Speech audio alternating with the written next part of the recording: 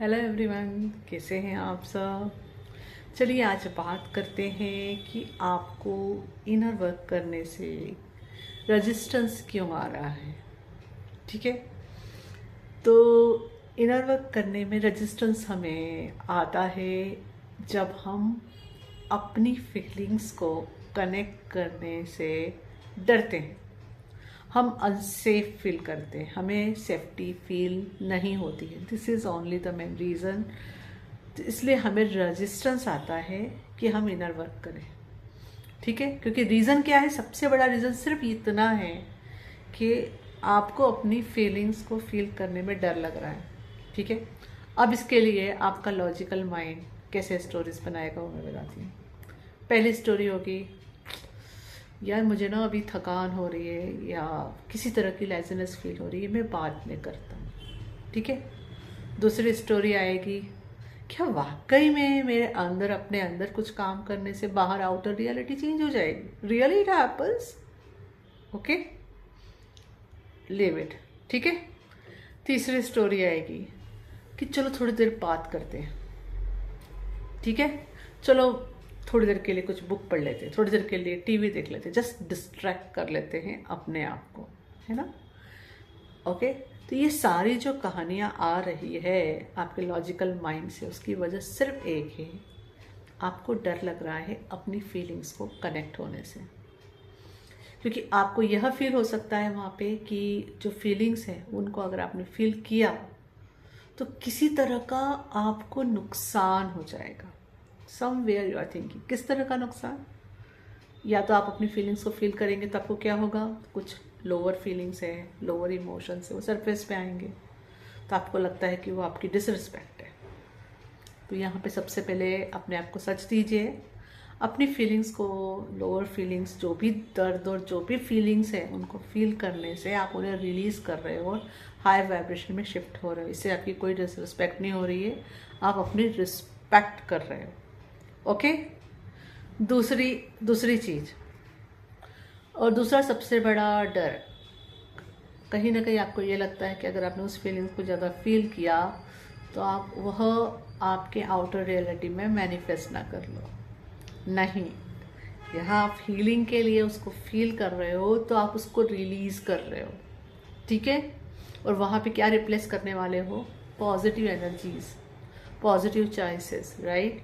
तो आप negative manifestation को रिलीज़ करके पॉजिटिव मैनिफेस्टेशन की तरफ स्टेप ले रहे हो। ओके, तो यू आर कंप्लीटली सेफ। तो आपको अपने आप को यहाँ पे सेफ्टी ही देना है। ओके, थोड़ा कॉन्शियसली दीजिए जब भी रेजिस्टेंस आए कि you are safe to feel your feelings, है ना। आप नंबर आउट करना भी बंद कर देंगे और आप इनर वर्क की तरफ मोटिवेट भी होंगे। और जस्ट स्टार्टिंग की स्टेप से जस्ट जब आप एक बार करना चालू करेंगे और छोटे छोटे जो चेंजेस बाहर आना दिखने लगेंगे आपको, तो आपका लॉजिकल माइंड कन्विंस हो जाएगा अच्छे से कि या it work out, inner work काम करता है और करता है।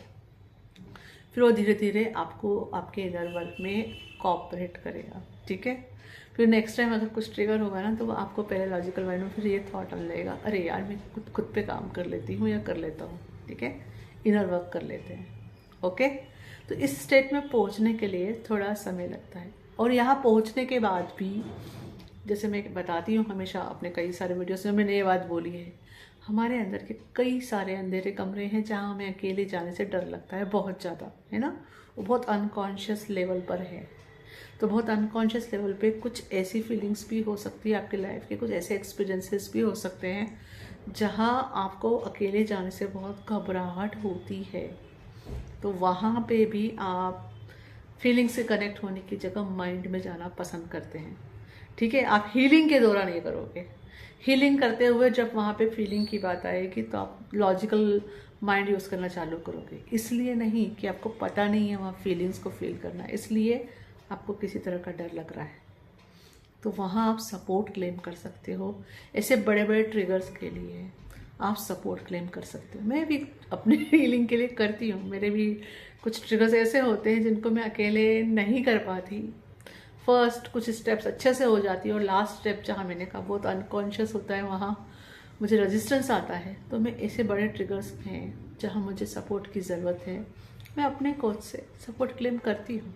Okay, and it's okay, right, it is a compassionate way. तो अगर आपको ऐसा कुछ हो रहा है तो आप सपोर्ट क्लेम कर सकते हैं, इट्स ओके, ठीक है.